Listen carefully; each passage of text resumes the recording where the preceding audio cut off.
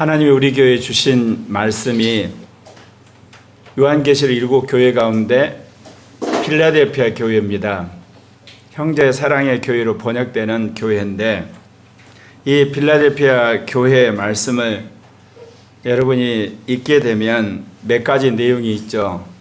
무엇보다도 이 필라델피아 교회는 천년 왕국의 복음을 주셨습니다.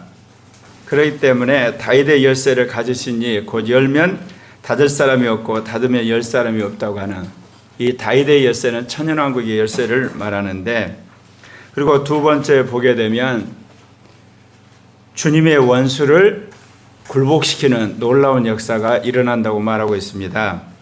보라, 사단의 회당 곧 자칭 유대인이라 하나 그렇지 아니하고 거짓말하는 자 중에 몇을 내게 주어 그들로 내 발 앞에 절하게 하고 내가 너를 사랑하는 줄 알게 하리라. 한마디로 사단의 세력을 굴복시키는 역사 일어나는 거 말합니다. 그리고 세 번째를 보면 7년 환란을 이기는 하나님의 축복을 이야기를 합니다. 내가 나의 인내의 말을 지켰은즉 내가 또한 너를 지켜 시험의 때를 면하게 하리니 이는 장차 온 세계에 임하는 땅에 거하는 자들을 시험할 때라. 그리고 또 말씀하시기를 천년왕국에 대한 약속을 하시죠. 특별히 첫째 부활의 약속을 하세요. 내가 속히 오르니 내가 가진 것을 굳게 잡아 아무도 내 멸류관 빼앗지 못하라. 천년왕국에 대한 약속, 특별히 첫째 부활의 약속을 하시죠. 그리고 나서 이제 마지막에 하나님의 이름 야훼, 예수 그리스도의 또 다른 이름 임마누엘, 그리고 새 예루살렘 이름 야훼 산마를 새겨주겠다고 말씀을 하십니다. 이 여섯 번째 교회가 역사에 출현함으로 제2 종교개혁이 시작이 됐습니다. 그런데 종교개혁은 여러분이 아는 것처럼 점차적으로 일어났어요. 처음에는 흑사병이 일어나서 1340년대 인구 3분의 1 정도가 죽어버렸다고 그러죠. 서구라파에. 사람이 죽어버리니까 중세 봉건 체제가 이제 붕괴가 되면서 이제 르네상스가 일어나게 되고, 그러면서 종교개혁이 일어나고, 그리고 여러분 식민지 교책이 일어나고, 이어서 과학혁명이 일어나고 종교전쟁이 일어나고, 그리고 나서 시민혁명 이후에 이제 자본주의가 발달하게 되고, 그리고 제국주의 침략이 이루어지고 교육혁명이 일어나고 정보혁명이 이루어지는, 이게 시대마다 이렇게 점차적으로 일어납니다. 그런데 제2 종교개혁은 거의 동시간에 이 한마디로 말해서 함께 일어나는 거죠. 비근한 예를 들자면, 먼저 이게 이 종교개혁의 시발점은 동성애 전체주의와 싸움에서 시작이 된 거예요. 2001년 들어오면서 전 세계가, 특별히 기독교 국가들이 동성애가 합법화되면서 이제 기독교가 공공 영역에서 복음을 전하지 못하고 예배당으로 쫓겨나는 비극이 일어난 거예요. 네덜란드 시작을 해가지고 나중에는 독일이나 영국이나 그리고 미국까지도 완전히 동성애 세력이 이제 굴복해버리는 사건. 이것과 이제 싸우면서 이제 제2 종교개혁이 시작이 됐어요. 두 번째는 여러분이 아는 것처럼 이 코로나 팬데믹으로 말미암아 엄청난 경제적인 변혁이 일어나고 있습니다. 그거는 지금까지 대면했던 그런 기업들은 사라져가고, 여러분이 아는 것처럼 IT를 접목한 비대면 기업들, 이런 기업들이 엄청나게 이제는 성장하게 되면서 특별히 새로운 의학이 발전하는 그런 시대가 왔어요. 그래서 주님은 이러한 이 팬데믹 상황을 통해서 교회 또한 급격하게 변화시키고 있습니다. 그래서 이제는 지역교회가 아니고 직장교회가 만들어지고, 더 나아가서 사이버 교회까지 만들어지는 그런 변혁의 역사가 일어난 거고요. 또 하나가 전자개표와 더불어서 전 세계적인 정치혁명이 시작되고 있습니다. 한국에서 일어난 4.13 이 총선 부정선거, 미국에 일어난 11월 3일 부정선거, 그리고 2019년에 콩고에서 나오는 부정선거, 세르비아에서 일어난 부정선거, 우크라이나에서 일어난 부정선거들, 아르헨티나, 이 부정선거가 전부 다 전자투개표를 통해서 부정선거가 일어났는데, 이게 미국에서 밝혀지기 시작하면서 전 세계적인 쇼크가 일어날 겁니다. 왜냐? 국민들이 투표한 걸 전부 다 전자투개표가 조작을 해가지고 이걸 정권 연장에 한마디로 말해서 이용한 사건이 이제 백일하에 드러날 겁니다. 그래서 새로운 정치혁명이 지금 진행이 되는 중입니다. 그리고 여러분이 아는 것처럼 이 5G가 이게 발달하기 시작하면서 이제 사람들의 이 소통이 실시간에 이루어지면서 여기 있으면서 지구상의 모든 사람과 소통할 수 있는 그런 엄청난 변혁이 일어나고 이제는 이것이 AI와 접촉이 되면서 이제는 언어를 실시장으로 통번역해가지고 핸드폰으로 들을 수 있는 시간이 됐어요. 좀 있으면 여러분이 해외를 가도 핸드폰으로 실시간으로 통역해 갔기 때문에 여러분이 그 해외 여행하는데 별 이제 어려움이 없는 시대가 돼버려요.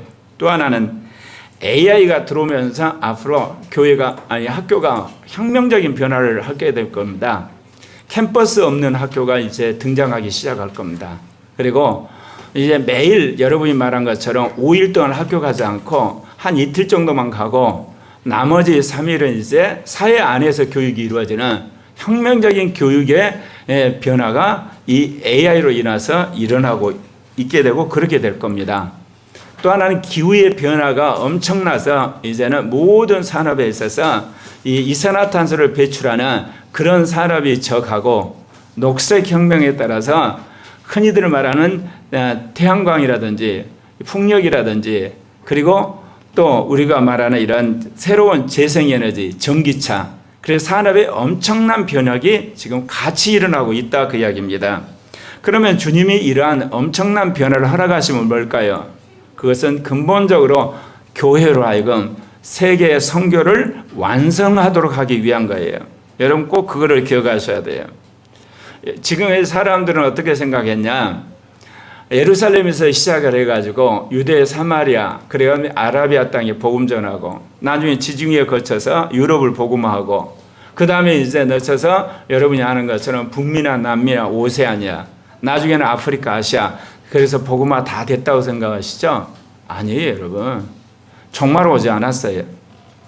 여러분 기독교가 종교단체로 전락하게 되면서 복음을 듣지 않는 사람들이 너무 많아요. 그래서 하나님께서 이 팬데믹 상황을 통해서 이제 교회가 이제는 지역교회로 존재할 수가 없는 그래서 이제 하나님께서 직장교회를 세우세요. 다른 말로 말하면 직장 가진 목사들을 무수히 세우십니다. 그래서 직장에서 복음을 전하고 양육하고 그리고 거기서 이제 성령세례 주는 일까지 이루어지는 더 나아가서 또 하나 사이버 교회 그야말로 언어가 통하고 사이버만 있게 되면 여기 있으면서 저 중동에 있는 사람과 교통해서 예를 들면 이슬람교를 상대로 해서 사이버 이제 선교를 하고 여기 있으면서 중국어를 알게 되면 중국 사람과 컨택을 해서 전도가 일어나고 여기 있으면 일본 사람과 하는 그런 사이버 선교와 사이버 교회가 이제는 이제 생겨을 하게 되는 그래서 이 모든 것은 주님께서 각 영역에 복음을 전하기 위한 새로운 획기적인 문명사의 전환이에요. 그래서 한마디로 말하면 현대 시대가 가고 종말 시대가 온 거예요. 국민 시대가 가고 지구촌 국가 시대가 온 거고 성경 시대가 가고 이제 성령의 시대가 온 거고 이제는 믿음의 시대가 아니고 실천의 시대고 그야말로 이제는 우리가 살아온 것처럼 하나의 어떤 공간에 이게 갇혀 있었던 우리가 이제는 전 지구상과 네트워크하는 그런 시대가 왔다는 겁니다.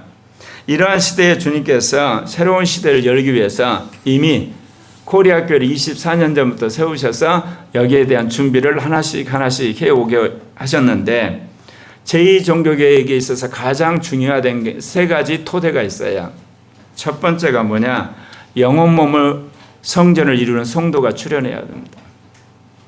이제는 보이는 건물에서 예배드리고 신앙생활하는 것보다 더 중요한 것은 여러분이 영혼 몸의 성전을 세우셔야만 해요. 영혼 몸의 성전은 여러분 추상적인 생각하시죠? 여러분 왜 우리가 담배 피면 안 되나요?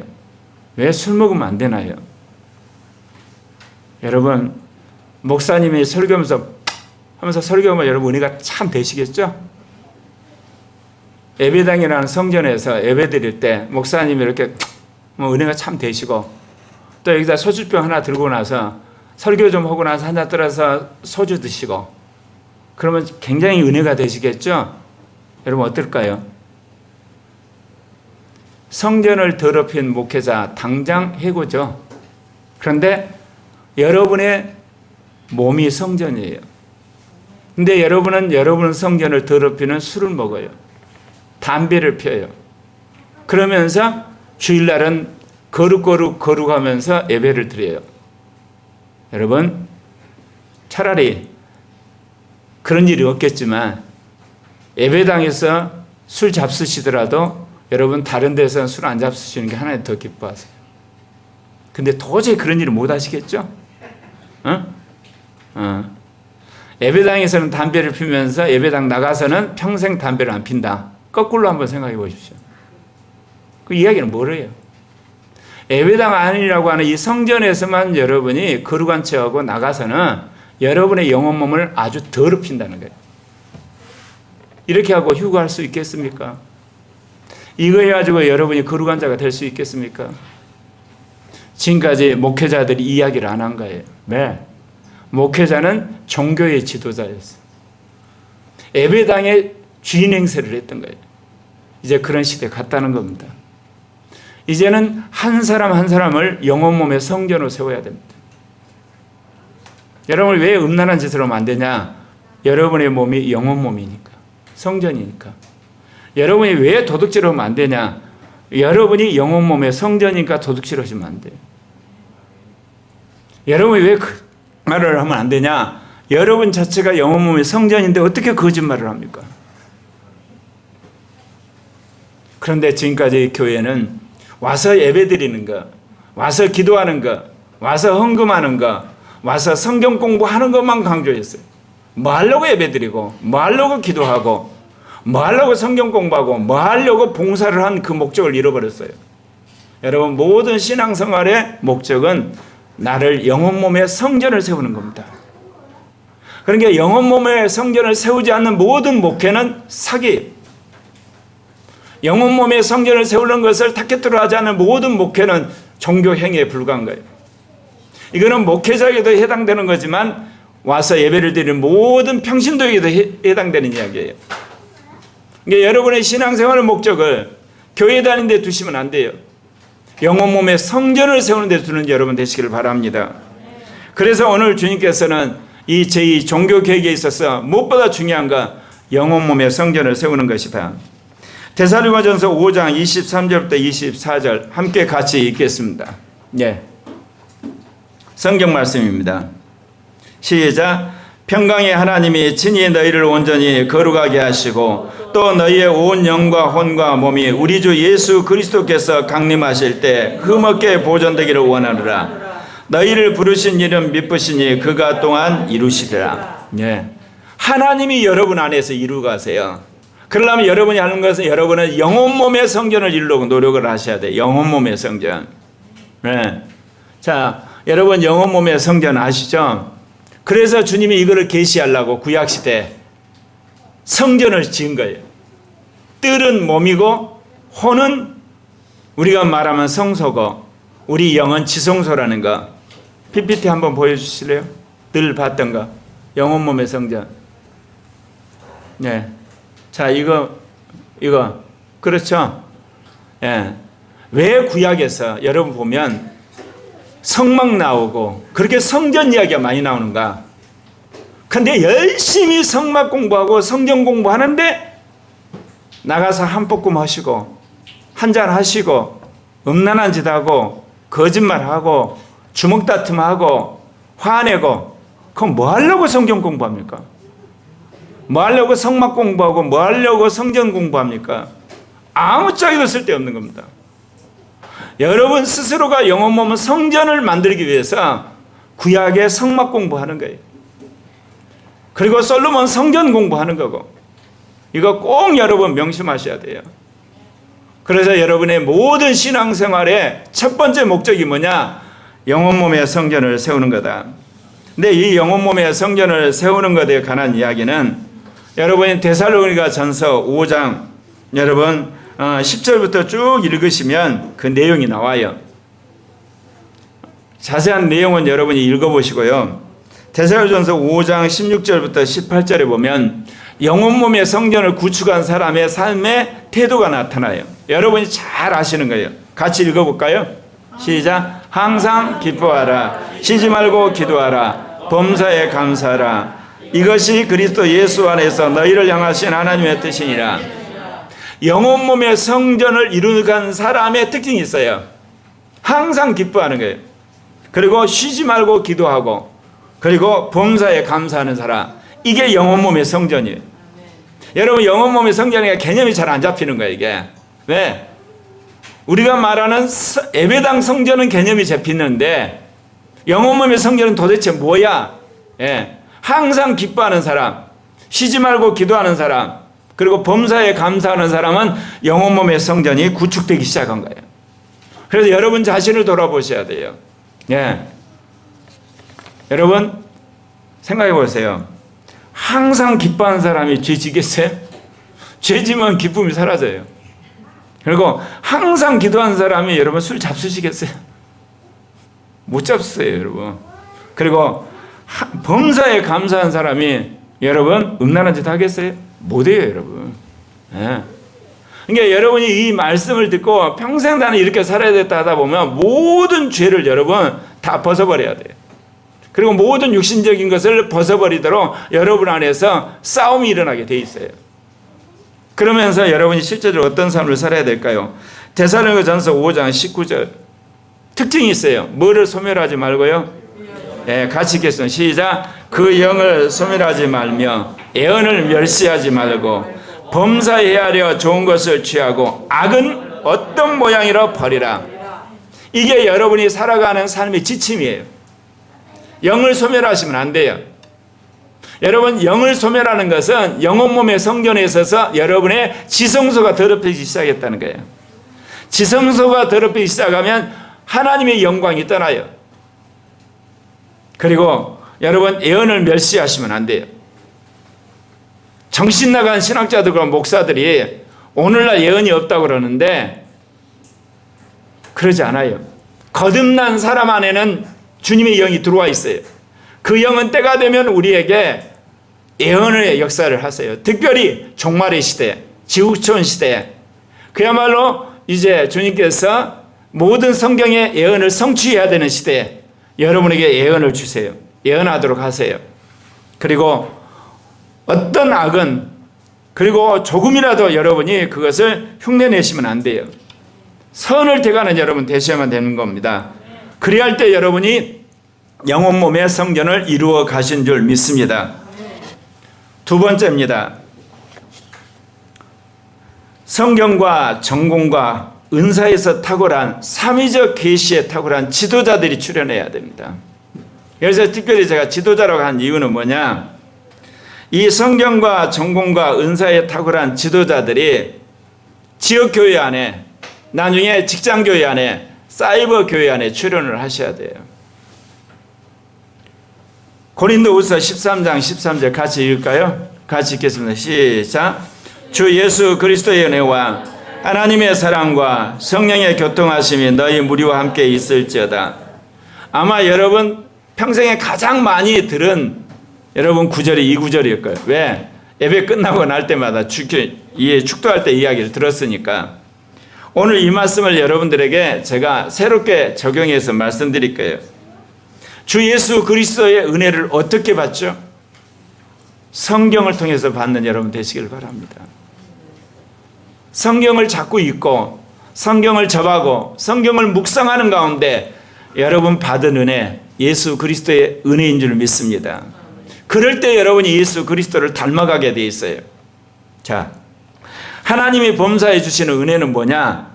여러분의 전공 영역에서, 여러분이 일하면서, 여러분이 공부하면서, 여러분이 생활하면서, 사람 만나면서, 영업하면서 하나님의 은혜를 경험하는 여러분 되시길 바랍니다. 근데 우리는 은혜를 언제 받냐?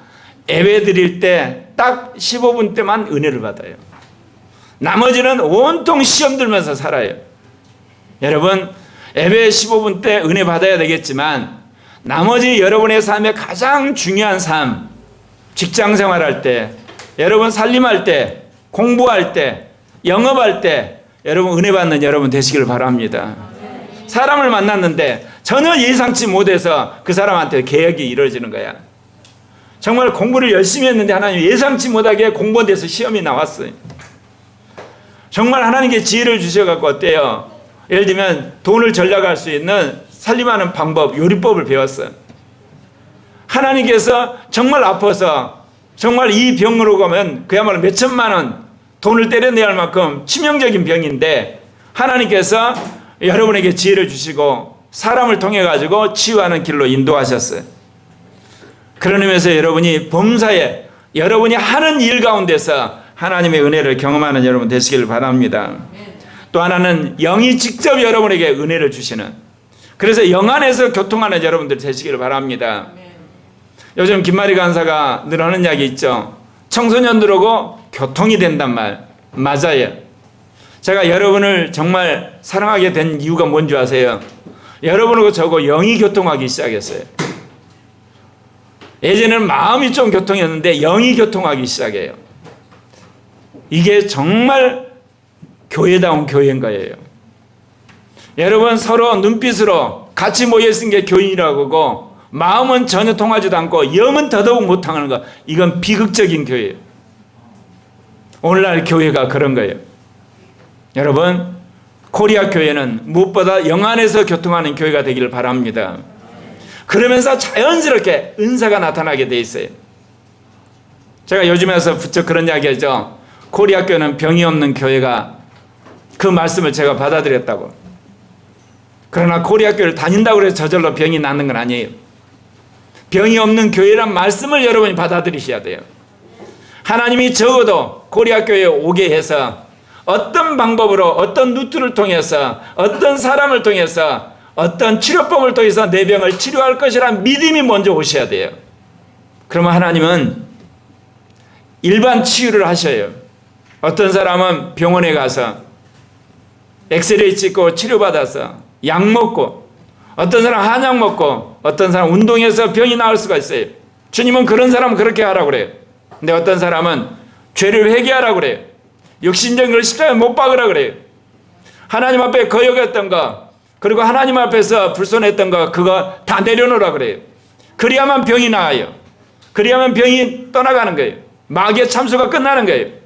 어떤 사람은 주님 앞에서 거룩해지고 정말 나는 죽고 주님이 살면서 영으로 살다 보니까 어느 날 병이 사라져 버렸어요. 그래서 내가 낫는 줄 몰랐는데 나중에 병원에 가보니까 흔적도 없이 사라진 거예요. 왜? 우리 안에 온 생수는 우리를 부활시키는 능력이에요. 우리를 치료하는 영이에요. 우리를 새롭게 하는 영이에요. 제가 말하는 삼위적 치유예요. 세상 사람이 말하는 일반적인 치유도 있고, 성경 말씀을 믿음으로 예수님이 채찍에 맞음으로 나음을 얻다는 그 말씀이 우리 안에 일어남으로 그 말씀을 믿음으로 치유가 일어나고, 생수가 흘러넘쳐서 나중에 알지도 모르는데 그냥 자기가 치유되는 그런 놀라운 치유하는 교회, 그런 교회가 될 줄 믿습니다. 하나님이 그렇게 하실 거예요. 내가 믿고 그럴 뿐만 아니라 또 믿는 형제자매들 중에서 그런 간증이 많아지는, 그래서 그런 소문이 들리면 그런 사람들이 와서 정말 온전케 되는, 여기서 말하는 병이라는 것은 우울증도 말해요. 편집증도 말해요.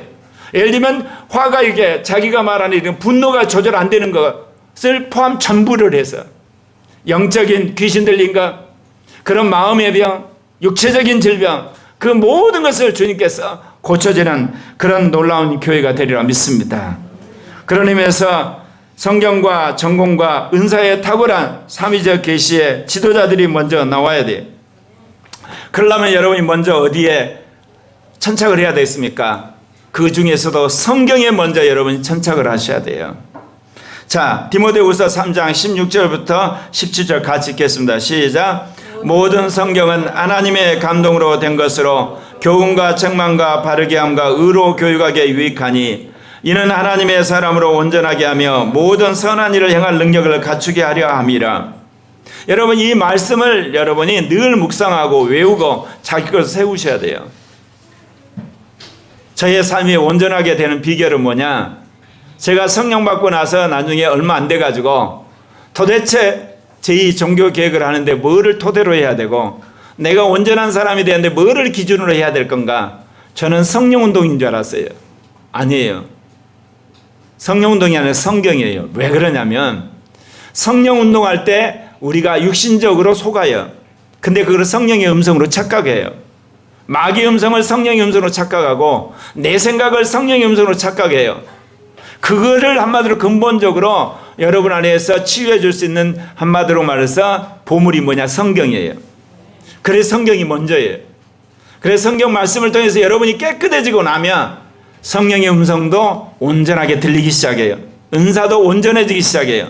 그래서 여러분이 무엇보다도 성경에 있어서 도튼 사람이 되셔야 돼요. 늘 성경 안에서 성경적 사고를 하고 성경 말씀을 자기 거 먹고 성경을 적용하는 것, 그런 사람이 되셔야 돼요. 38년 동안 제가 가장 많이 씨름한 것이 성경이에요. 설교할 때도 성경, 강의할 때도 성경, 역사를 볼 때도 성경, 정치를 볼 때도 성경, 세계 종말을 이야기할 때도 성경, 경제 원리를 볼 때도 성경, 다 성경 갖고 봅니다. 두 번째는 여러분이 이제 전공 영역에서 여러분이 하는 일에 있어서 새 사람이 되셔야 돼요. 새로운 지식의 사람이 되셔야만 돼요. 가장 앞서가는 문화혁신에 앞장서는 사람이 되셔야 돼요. 예전에는 남 일을 잘 따라서 하면, 그리고 모든 것들을 여러분이 그야말로 흉내내면 잘 한다고 생각하시죠. 제가 이번에 뉴스를 보다 그걸 느꼈어요. 한국의 유명한 대형 유통업체들이 있죠. 신세계라든지 이마트라든지. 근데 그 기업들이 지금 망해가고 있어요. 왜? 전부 택배회사, 쿠팡이나 티몬이나 또 뭐 있죠? 위메프. 이게 뭔 이야기를 하냐면 한국은 무지무지 속도가 빨라요. 엄청나게 빠른 거예요. 한동안 여러분 그 대형 유통업체가 상권을 다 장악을 해가지고 동네 구멍가게 다 망했다고 그랬는데 이제는 쟤들이 망하고 있어요. 몇 년 사이에. 그만큼 우리나라는 변화 속도가 가장 빨라요. 전 세계 200개 국가 중에. 한동안 한국에서 빨리빨리 때문에 우리가 세계 지탄을 받았어요. 빨리빨리 성수대교 짓다 보니까 주저앉았어요. 빨리빨리 상품 배달 짓다 보니까 주저앉았어요. 빨리빨리 짓다 보니까 예를 들면 배가 만들었는데 나중에 문제가 있어서 조선소에서 몇 개를 또 고쳐야 돼, 군함을. 근데 그게 나쁜 게 아니라 지금은 빨리빨리 해가지고 선정을 한 다음에 그 다음에 문제가 있으면 고치면 돼요. 또 빨리빨리 고쳐요. 또 빨리빨리 계속 고쳐요. 그런 문화 속에 우리가 살고 있어요. 무슨 이야기인지 아시겠습니까? 여러분 전공 영역에서 여러분 하는 일에서 혁신을 하셔야 돼요. 그래야만 살아남을 수 있는 나라가 됐고, 그렇기 때문에 앞으로 우리나라가 통일이 될 텐데 G2 국가도 될 수가 있어요. 왜? 문화를 선점하기 때문에. 여러분 우리나라 음악이나 노래 보세요. 전 세계를 장악하기 시작하잖아요. 네. 그래서 하는 이야기가 있어요. 한국 사람이 한번 달려들면 불가능이 없다. 월화수 금금금 해가지고 끝장을 봐요. 그만큼 하나님께서 우리를 훈련시키셨어요. 혁신에 가장 알맞는 민족으로. 왜? 우리 민족을 문화혁신의 선두주자를 만들어서 세계에 선교하는 민족으로 만드시려고. 그래서 여러분 전공 영역에서 여러분 하는 짭에서 심지어 여러분 살림을 할 때도 여러분 연구하셔야 돼요.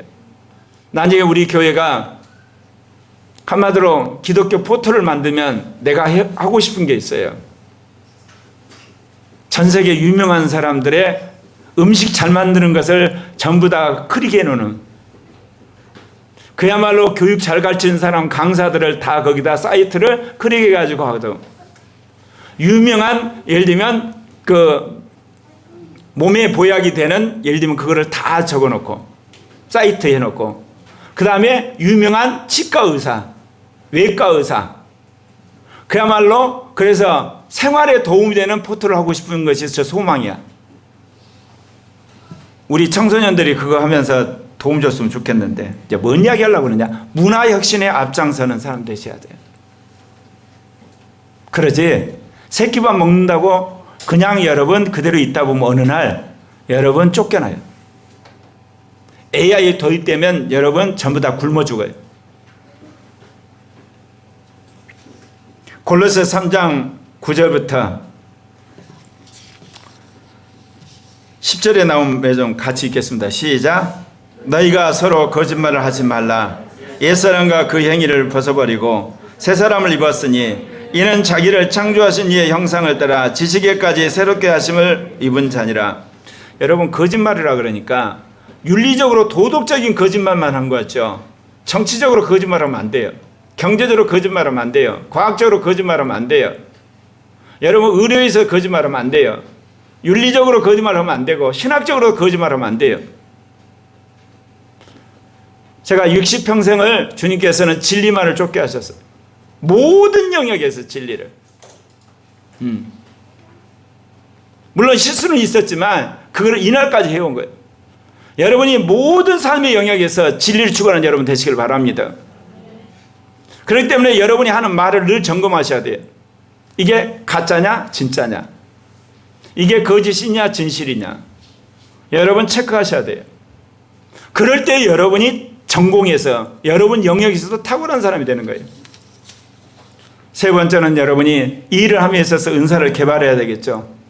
고려학교 오는 사람들은 다 성령세를 받고 은사를 개발하고 영적인 사람이 돼야 돼요.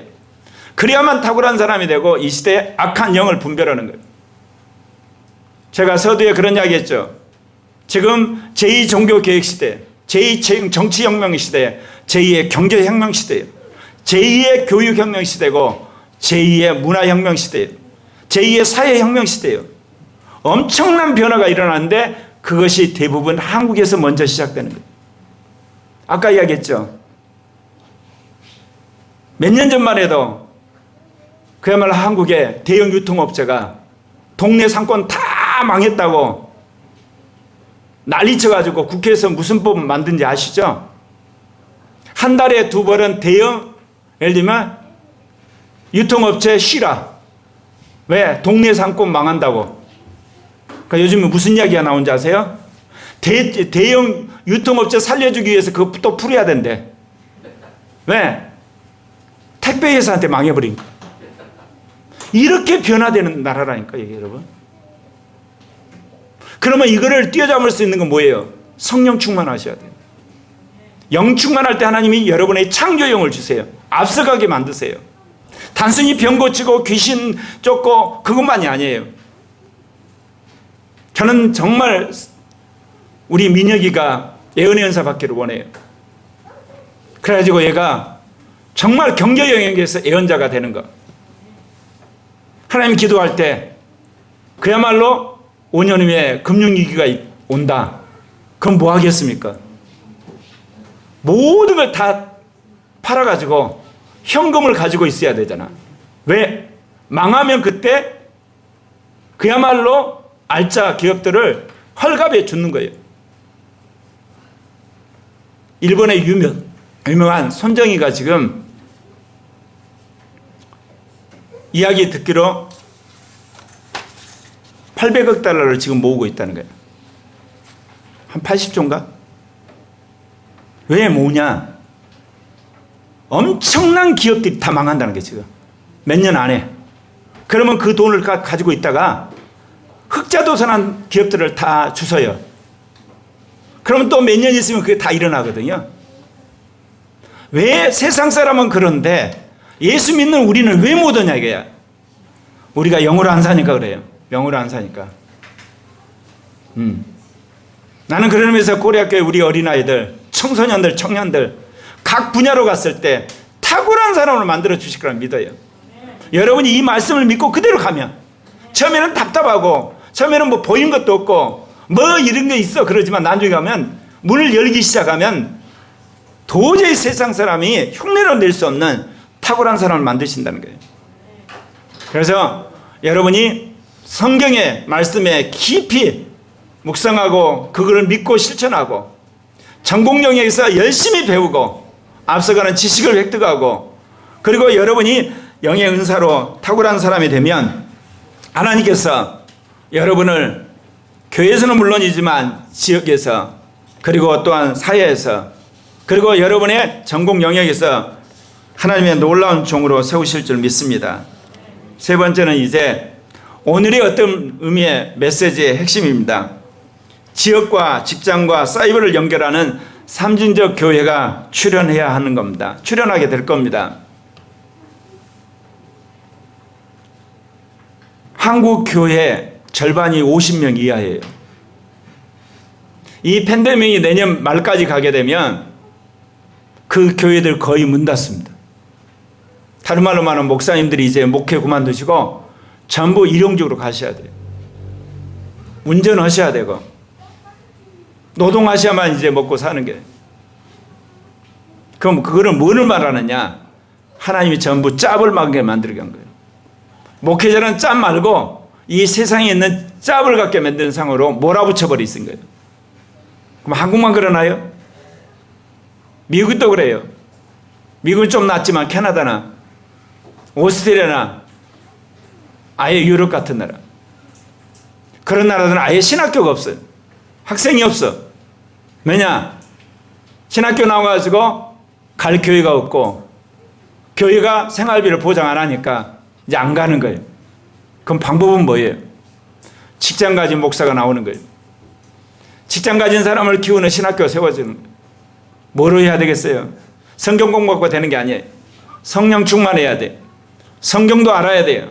전공 지식도 있어서 삼위적 계시로 훈련받은 새로운 형태의 하나님의 종들이 출현하게 되는 거예요. 그걸 위해서 하나님 우리를 훈련시키고 계시는 거예요. 그래서 여러분 이거 믿으셔야 돼요. 여러분 주님께서 이 일들을 지금 행하고 계신다 그 이야기예요. 성경에 보면요, 하나님 먼저 세운 것이 지역교회예요. 계시록 1장 10절에 보면 주의 날에 내가 성령에 감동되어 내 뒤에 나는 나팔 소리 같은 것을 큰 음성을 들으니, 자 계시록 1장 11절 같이 읽겠습니다. 시작입니다.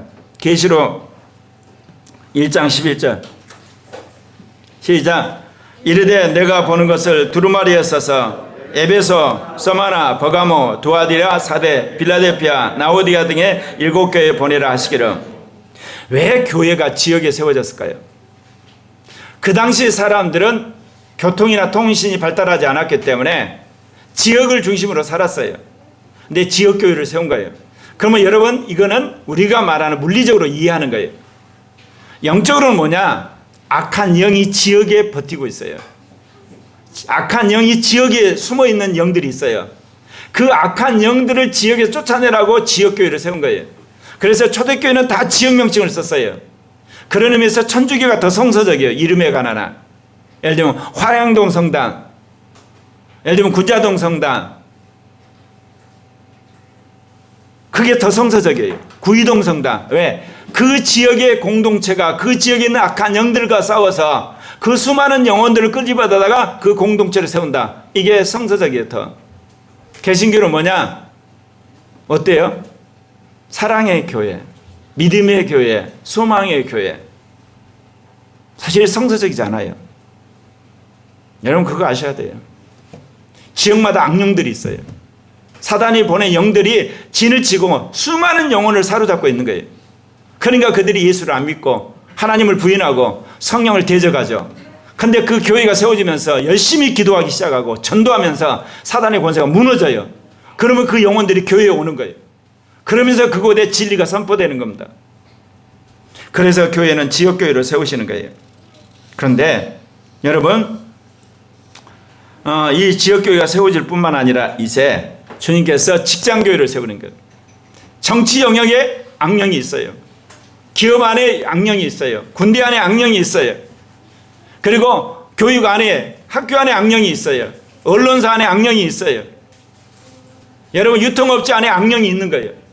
사람이 있는 곳마다 있어서 사회가 타락한 거예요. 저는 깜짝 놀랐어요. 박정희 독재 치하에서 내가 학생운동을 했는데 10월 26일 박정희 대통령이 딱 죽고 나서 완전히 나라가 180도로 변한 거예요.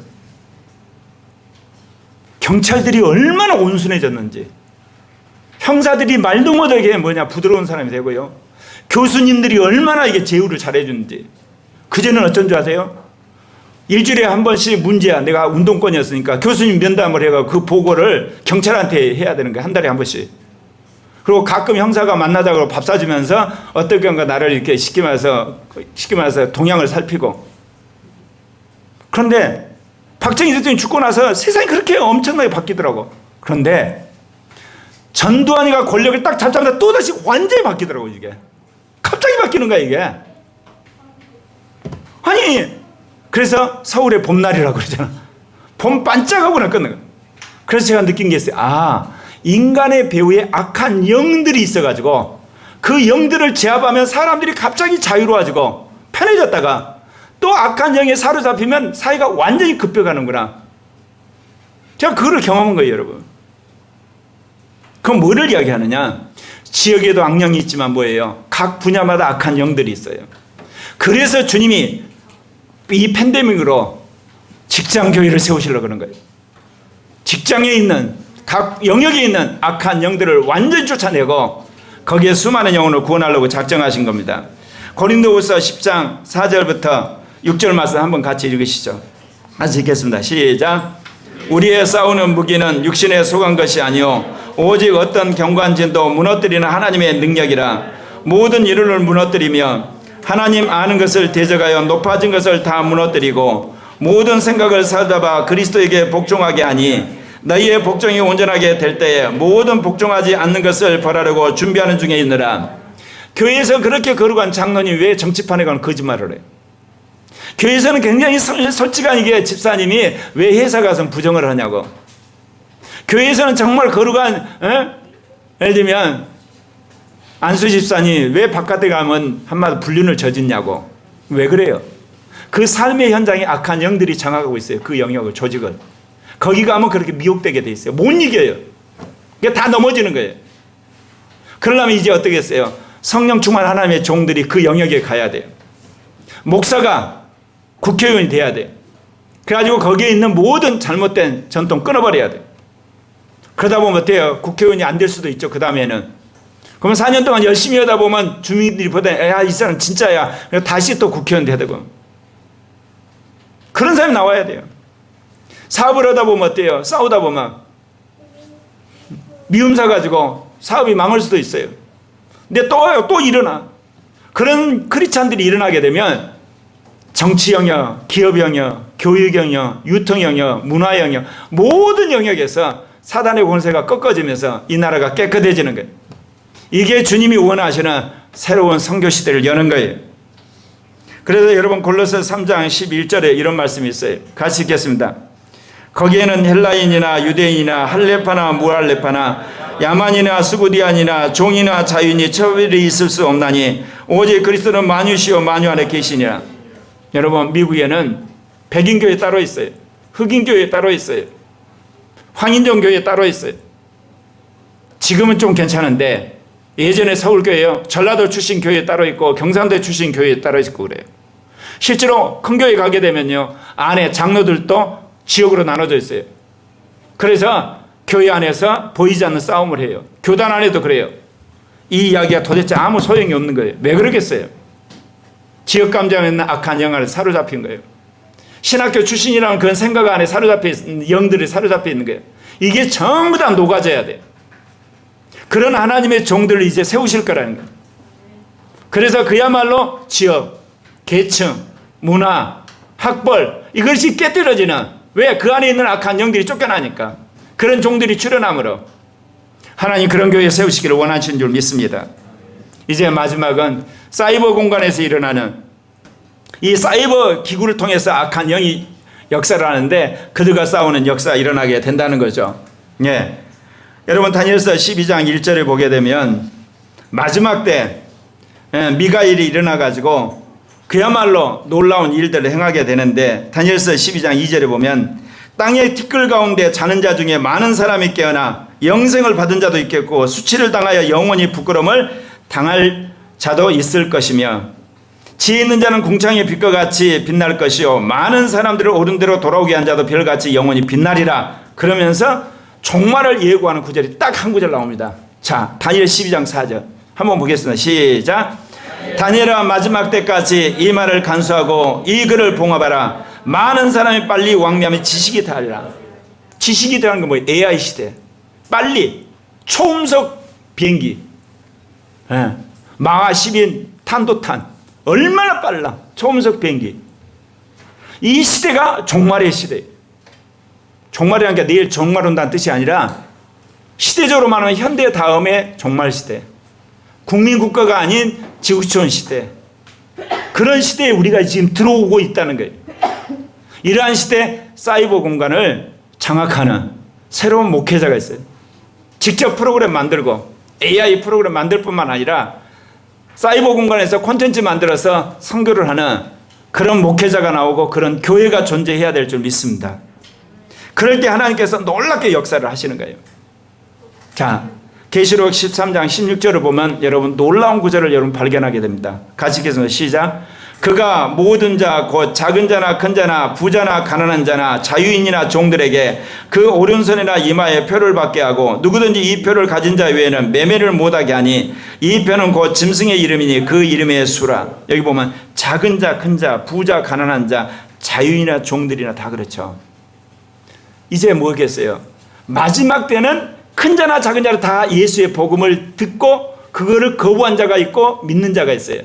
마지막 때는 부자나 가난한 자나 복음을 듣고 그걸 거부한 자가 있고 그걸 받아들인 자가 있고, 마지막 때는 종들이나 자유인 중에서 복음을 듣고 거부한 자가 다 생겨서 사단을 거부한 사람들이 여기 나온 것처럼 어때요? 큰 자나 작은 자에서 나오고요, 부자나 가난한 자에서 나오고요, 자유인이나 종들에서 나와요.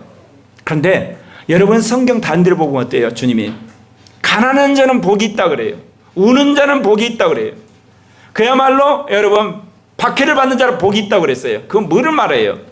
아직은 종말이 아니에요. 주님의 복음은 가난한 자를 우선해요.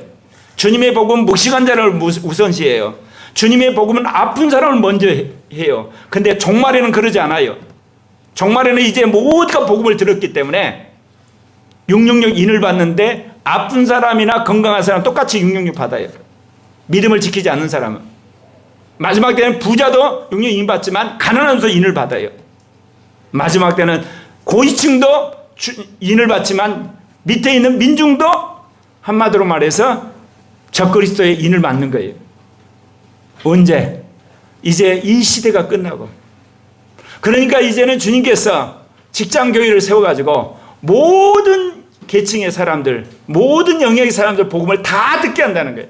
모든 지역의 사람들 복음을 다 듣게 하고, 그리고 모든 사이버 공간에서 복음을 다 듣게 해서 이제는 남녀노소 빈부귀천 가리지 않고 복음 다 듣게 했을 때 주님을 온전히 믿는 사람이 생기고 주님을 거부한 사람이 만들어진다는 거예요.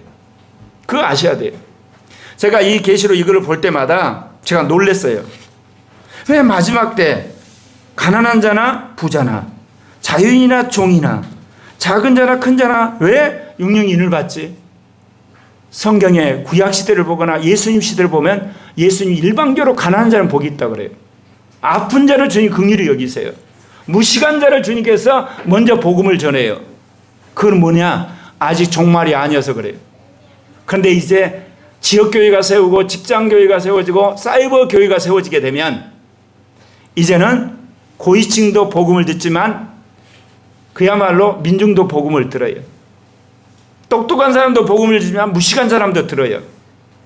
부자도 복음을 듣지만 가난한 사람도 복음을 다 들어요. 그리고 그야말로 자유로운 인테리어도 듣지만 무식한 그야말로 종들도 다 듣게 된다, 그 이야기예요. 그랬을 때 반응은 분명하죠. 예수 그리스도의 복음에 순종하는 사람과 거부하는 사람이 나눠진다는 걸 이야기합니다. 이제 말씀을 마치려고 합니다. 하나님께서 제2 종교개혁을 함에 있어서 우리 신앙에 있어서 세 가지 분명한 기초. 첫째 뭐라고요? 뭐를 세우자? 영혼 몸의 성전을 늘 세우셔야 돼요. 아침 깨어나서 여러분 잘 때까지 나는 영혼 몸의 성전이다. 이 영혼 몸의 성전을 더럽히지 말자. 두 번째 뭐요? 삼위적 계시. 성경을 읽고 여러분 전공역에서 늘 배워가고 그리고 어때요? 영의 음성을 듣는 삼위적 계시의 사람이 되자. 세 번째는 뭐예요? 이제 지역교회 그리고 여러분이 거한 곳에서 직장교회를 세우고 사이버 교회를 세우는 삼중교회에 속한 크리스찬이란 정체성을 갖는 여러분 되시길 바랍니다. 기도하겠습니다.